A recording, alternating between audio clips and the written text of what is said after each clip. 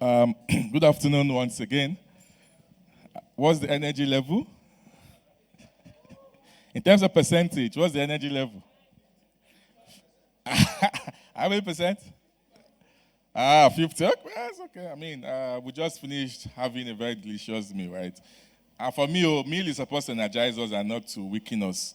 So once the people eat and we see them sleeping, and they say it's because I've eaten, I'm like, is food meant to make you energized or make you weak? Which of the above?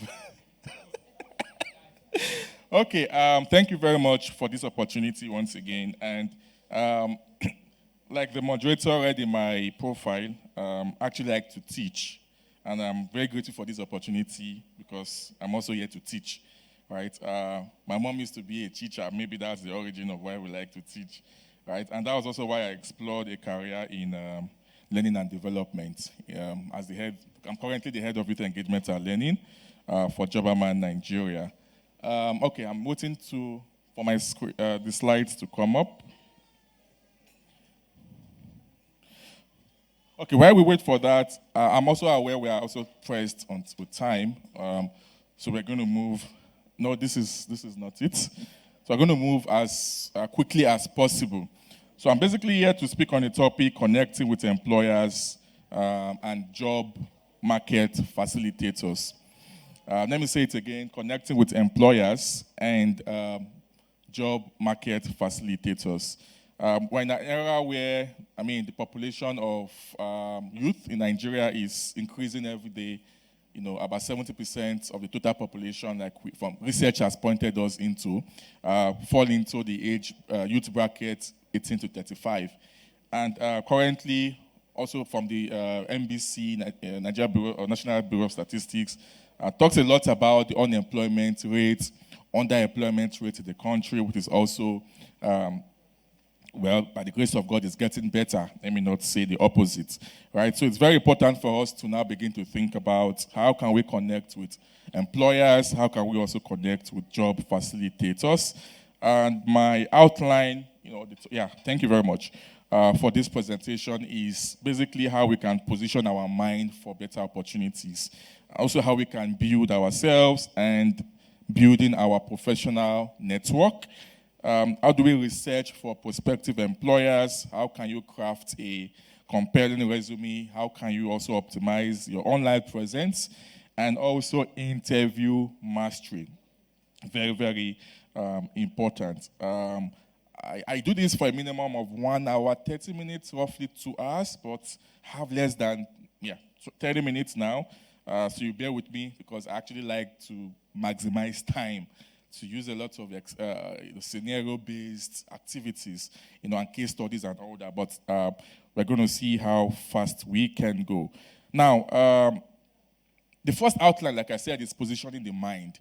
And one thing I like to do, any opportunity I have to facilitate or to train people, is to prepare their mind for what we're about to do, okay, and what you want to get out of this session. Now, think about the topic again, connecting with what? Employers, right? It's very important that you ask yourself, why do you need a job? Like I said, everything begins with the what? Begins with the why. You must understand the why. You must understand why you want to do what you want to do, okay? Because if you do not understand the reason why you need that particular job you are looking for, it will be difficult for you to convince the employer why you should be giving the job, okay? So you are looking for a job of better opportunity because you want to do what? You want to add value, okay? You want to solve problems, okay? You want your skill. You want to align your skill with what? With the vision of the organization, okay? Beyond the salary, beyond the every other compensation, okay, that should come with it, okay? So please let us always remember to project value. Remember to do what? Project value. Talk about the problem you are trying to solve. The organization that you want to work with, okay? If they have everything within their disposal, they will not need you in the first place.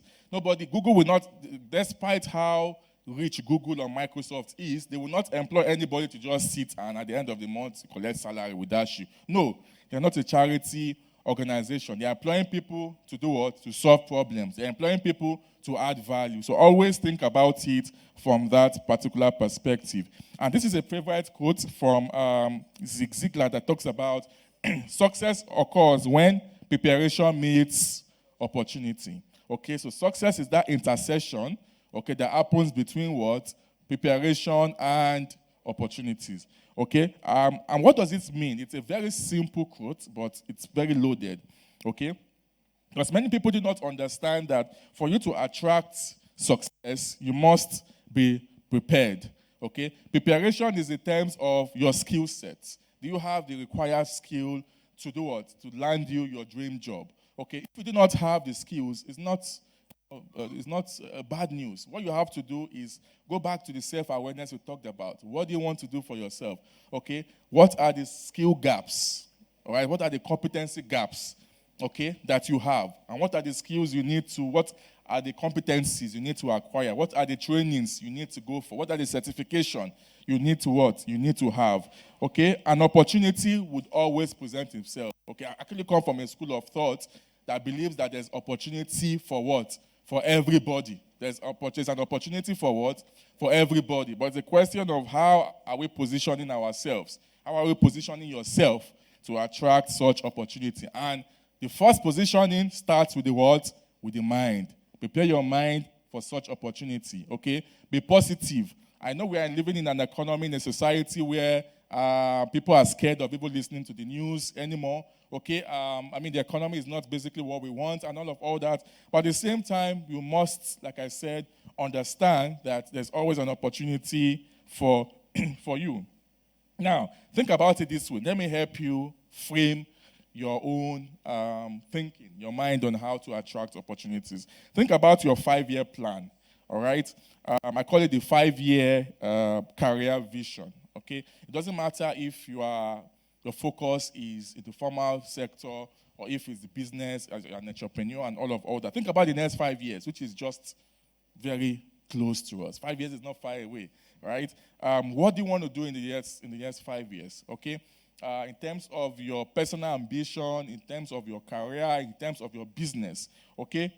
Think about where you see yourself in 5 years, what position you aim to hold, what skills you want to develop, and any milestones you wish to do what?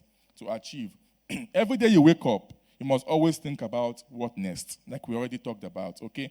If you are too comfortable, if you are comfortable in where you are, in the current position that you find yourself, then there's a problem somewhere. You must always be thinking about what next? What next? How do I become better? How do I, get promoted? If you're an employee of an organization, you ask yourself, when am I due for what? A promotion, okay? And how can you also fast track that process? Even if promotion is 3 years from now, 4 years from now, think about how can you fast track that process? How can you get promoted, as quickly as possible?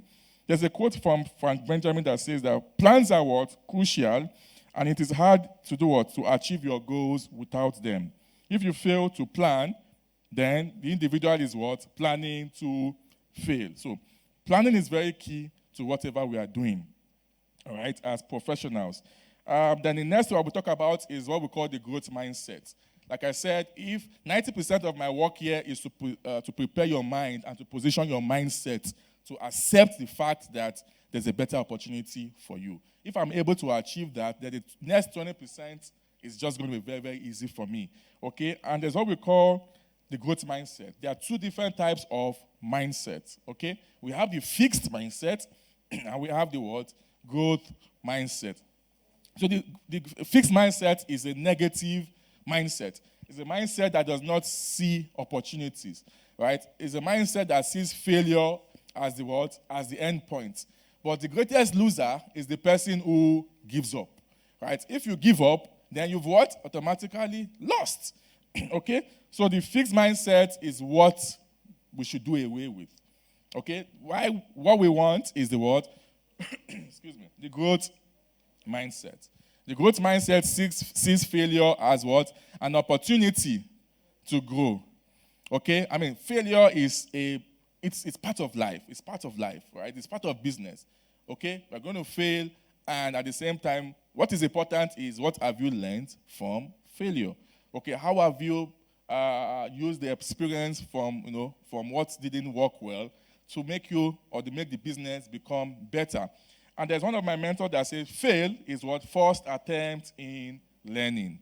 Okay, so don't see it fail as failure. See fail as what? First attempt in learning. So see it like you are undergoing a learning process, a transitioning process, and you are aiming to do what? To get better. So just a quick Q&A. Between the growth mindset and the fixed mindset, between these two, where should we belong to? Where should we play?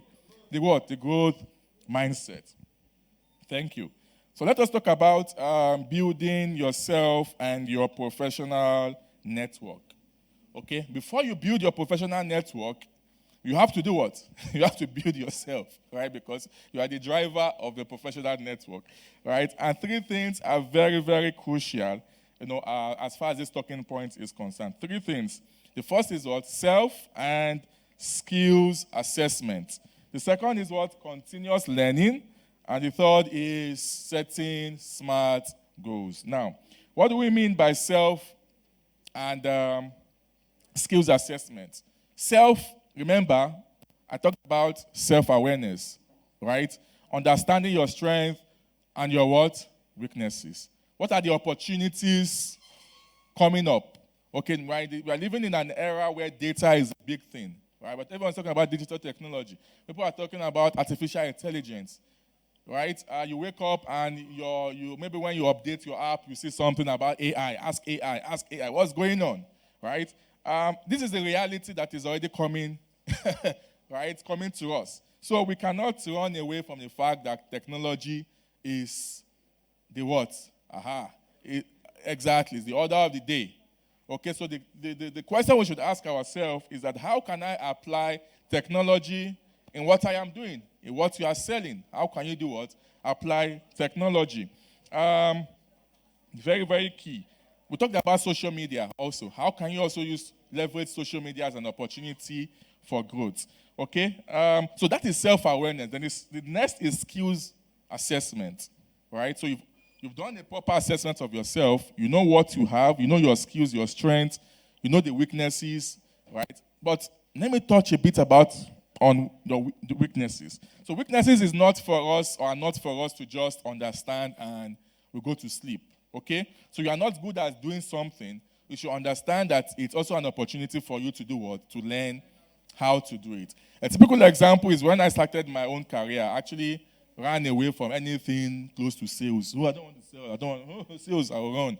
Okay, I actually knew that was not my strength, right? But I had to go do an MBA in marketing, okay? Because I know for a surety that for me to become a CEO, I must be a good salesperson, right? The top CEOs are great salespeople. You cannot be a CEO if you are not a salesperson, if you are not a great salesperson. So when I hear people saying they are running away from sales and marketing, I was okay, no problem. Run away for now. You will still come back and do what? And face it in reality. Okay? So you must understand competency gaps also. Okay, this is your field is project management. You want to get to the top. You want to be a project management professional. All right? Do you have the certification? I'm not even talking about the PMP, for example. Do you even have a simple 40 hours or 60 hours of contacts, training contact hours in project management? You have to go and do that. You have to learn, the skills. And the truth of the matter is that, I don't want to say thanks to COVID, but one of the positive things that actually came out from COVID is that so many resources became very accessible to people and also became free. Okay, so this is not the era where people say, I don't have money to take a training. That era has gone. We've moved past that stage. Right? If you cannot do your own research, go online and look for there's always a free certification, that someone is offering, a free course that someone is offering that is related to your what? To your field. It might not be the chartered, right, of your trade. It might not be the PMP because definitely you have to pay for the examination and all that. But even for you to acquire the skills, okay, and the trend, and all that, The resources are available online. Okay, so what I am saying is also transitioning to the next point, which is continuous learning. See, we're in the era where learning should be what? Never ending. Should be what? Continuous and never ending. I remember when I finished my MBA and my wife was telling me that, oh, now that you've concluded your MBA, she will rest now. So she will rest like, because then everybody in the house do this by as well as doing MBA, right? And just 3 months after that, there was a $400 debit. And she was like, which one is this one again? I said, I have to pay for a chartered course, so you understand? He said, but you've done your MBA. I said, yeah, I've done the MBA. That one has expired, though. I have to do what? Keep, upskilling. Keep upskilling. All right? So it's very, very important that even though we are saving money for our own comfort, you must also prepare budget for you to go for your professional certification. If it's in accounting, your ACCA or chartered accounting, right? If it's, project management, that's ICANN. If it's project management, your PMP, and all that. If it's HR, it's either your CIPM or your PHRI or your SPHRI, and all that. They are very, very important that you have this kind of certification. What does it do to you? It gives you leverage, gives you advantage. Now, think about, so this is the way I actually see it, okay? A lot of my friends have traveled out. Many of our friends are also what? They traveled out. What did they go and do there? They went to work, but they went to work and study. True or false? So your folks are over there, they have an international certification. You get what I'm saying? And maybe at the end of the day, they come back here. They're coming to compete with you that they left here. You still have your first degree. Okay? So it's very important that we understand these things. Okay? I've actually seen some vacancies where there was a message from the recruiter that we only accept international certification. I don't know if people have seen international certificates. And they even put in bracket UK and Canada. Yes. I'm in that space, and we see a lot of all these things. So it's beginning to get to that stage where even apart from international, some employers would even here in Nigeria, we put in brackets some of the universities. I don't want to mention them. We've seen it, right? They will tell you for this particular role, people from these universities, they have added, advantage and all that. So the whole essence of we doing this thing is not to put ourselves under pressure, okay, but for us to do what? Upskill, to keep upskilling. We should understand the fact that we're in that era where learning should be continuous and never ending. The next is what? Building a professional network. Okay? 3 things I'm going to talk about. I don't have a lot of time to expatiate on it. Attending industry events, we addressed that during the panel session. It's very key. Utilize LinkedIn. Yes, I must talk about LinkedIn before I leave. And the third is about interview mastery. Right? How many of us are very active on LinkedIn here? LinkedIn. Right? So it's very important that as professionals, right, LinkedIn should be our favorite social media. Is it social app? Like number 1, not the other ones. Okay? LinkedIn, very, very important because there are a lot of things you see on LinkedIn. You see professionals, you see people who would. The current job, like I mentioned earlier, right, I actually worked 8 years in a particular place. And when God said it was time for me to leave, I didn't even know Jobberman was recruiting for this particular job I got. I was just pushed by a recruiter on LinkedIn that saw my profile and asked if I was interested in this role. And I said, why not? After I've worked 8 years and I've gotten to the peak of where I want to get to. And that was how I actually got the job. The God who made me, I never even saw that vacancy. I wouldn't have even known they were recruiting for that position. Because we are very busy, we are doing a lot of things. We cannot, there are things we do not put our eyes on. But LinkedIn, right, if you have the right profile on LinkedIn, you are able to use the right keywords, you are able to, maintain that professional presence, you are always engaging yourself through posts by sharing experience. For example, you've attended a conference here, how are you going to write about it? How are you going to post? What did you gain from this event? These are some of the stories we should be telling, okay? And not just coming here and we go back as if nothing happens, right? Because the more we project ourselves out there, the more visibility we are likely to get, okay? Yes. So I'm going to go to the next, which is researching for what prospective employers. We also talked about that during the panel session. 4 points for me. The company value. The company's value is very, very important, okay? You are looking for the right employer. Do you know about their corporate value? In the first panel session, one of the speakers spoke about employee value proposition. What is the employee value proposition in the company you want to work with? Okay, how does it align with your own objective? You understand what I'm saying? So many people, part of the reason they don't stay longer on the job, or they are not successful on the job, is because they are not the right cultural fit for that job, right? And these are things they should have even known before, getting the job in the first place. So try to do your research about the company, about their vision, their mission, their work culture, and all that. The second is what? Industry trends. You have to stay informed, okay, about the industry you found yourself. Okay, we're talking about technology. What is the future of your sector? What is the future of your industry? What is your industry going to look like in the next 20 years? You should know now and begin to what? Prepare yourself for the future. The third is what? Target companies. You must learn how to target companies. Identify companies that align with your interest and what career goals. And number 4 is prepare for what? Application and interview. Now, the fourth point, before I leave, so the next point now is going to talk about more on how to craft a what? Compelling resume. I think 4 points are crucial here. The first, I think I talked about a few of them when I spoke. Your CV is your marketing tool, right? The major goal of your CV is to what?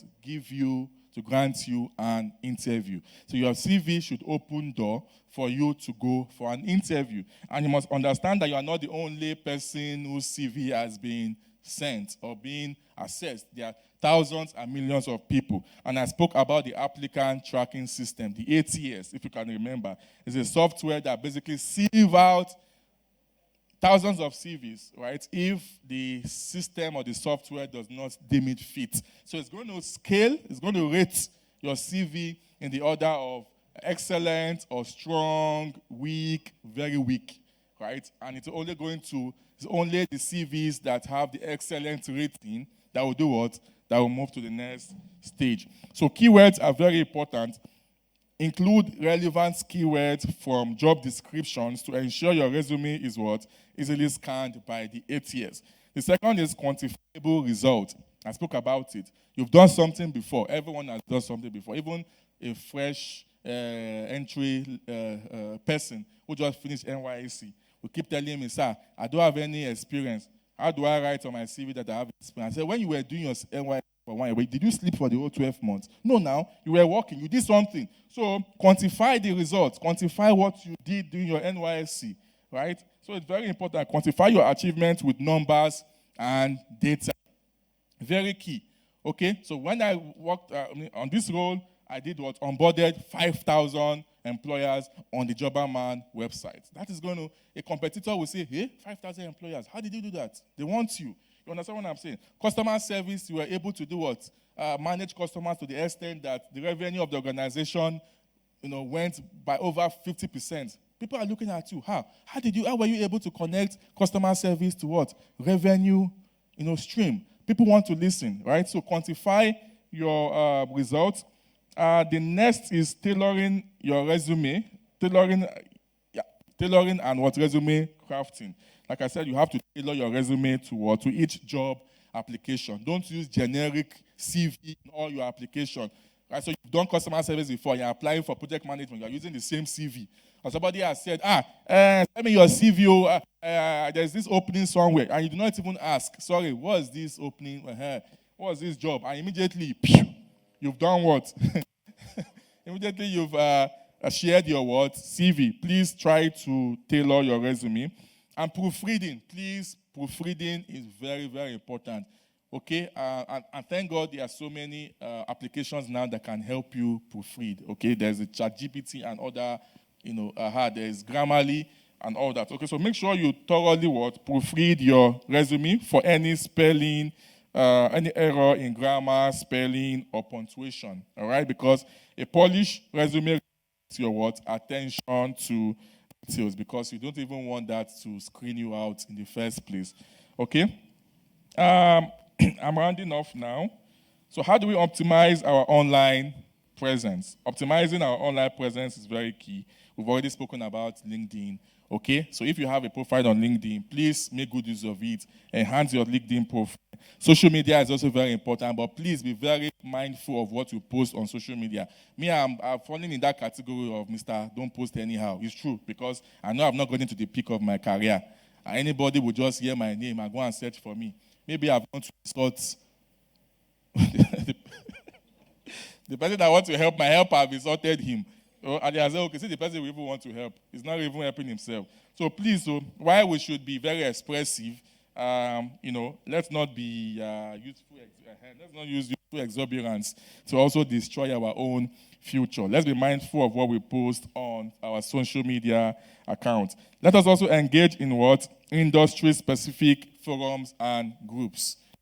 Okay, engaging in industry-specific forums and groups, very important, on LinkedIn, on WhatsApp. Okay, join the community of your specialization of your field. If you're into tech, okay, you've done a Google program, join the Google community. You've done Microsoft training, join the Microsoft community. Okay, you've gone for any training, whatever. Make sure they transition you to the alumni community of such place you've gone to study. Okay, so you can also keep up to date with the current trends and information, that might be posted. And then finally, interview skills mastery.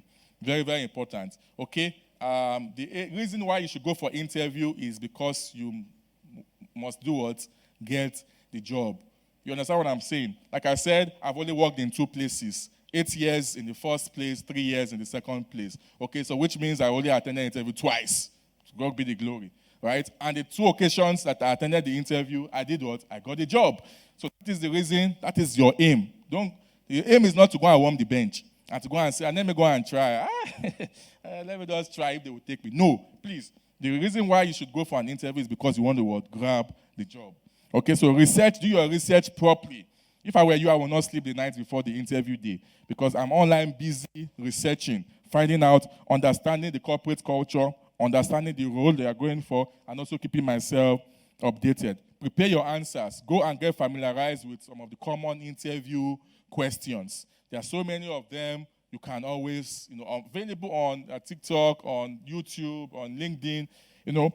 Prepare yourself for interview, right? Practice common questions. Tailor your response. Don't talk too much. Simple, straight to the point. Make sure you hit the punch words, right? Dress appropriately. Please, I don't want to talk so much about that. I believe we know. Going for an interview, we should dress appropriately. And also be punctual. Please, punctual. Lagos traffic is not an excuse for you to get to work or for your interview late. Don't use Lagos traffic as an excuse. It is no longer an excuse. We know Lagos is traffic heavy, right? And also practice delivery. You can conduct mock, interview with your friends. Tell them to rate you. And all that. And the last but not the least, ask insightful questions. Now, ask insightful question after your interview. The employer or the recruiter will always ask you, do you have any question for us? Don't just be in a hurry and say, no, thank you, sir. No, try to ask insightful questions. But if you don't have any questions, nobody is forcing you to ask. It's better for you not to ask than to go and ask questions that will put you in trouble, right? So ask insightful questions. Okay, you can also go online to find out some of the insightful questions you can ask. My time is up. I won't be able to talk so much about that. So on this note, ladies and gentlemen, thank you very much for the time. I don't know if I'll be able to take questions, but okay. So please, you can always meet me before I take my leave. My name is Innih Ikhide. That is what you need on any of the social media and LinkedIn, for example, you will find me. You can always connect with me and ask your question. Thank you very much once again for this great opportunity to speak. God bless you all. Like when you are doing the professional aspect. So that's the way I see free online courses. Like they are not relevant. So most people don't put in for it. What can you say about that, sir? Yes, I agree with you. And even though Jobberman, we don't believe 100% that they are not relevant. But the reason why you need to do it is not also because of the certification, but because of the knowledge, right? Because you've been invited for an interview and they're asking you questions, okay?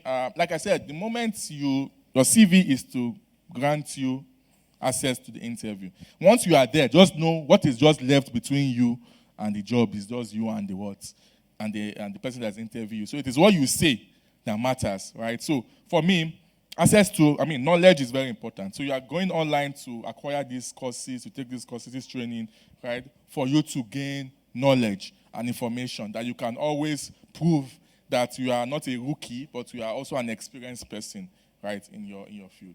Thank you. A round of applause once more for Mr. Innih Ikhide. Thank you so much, sir.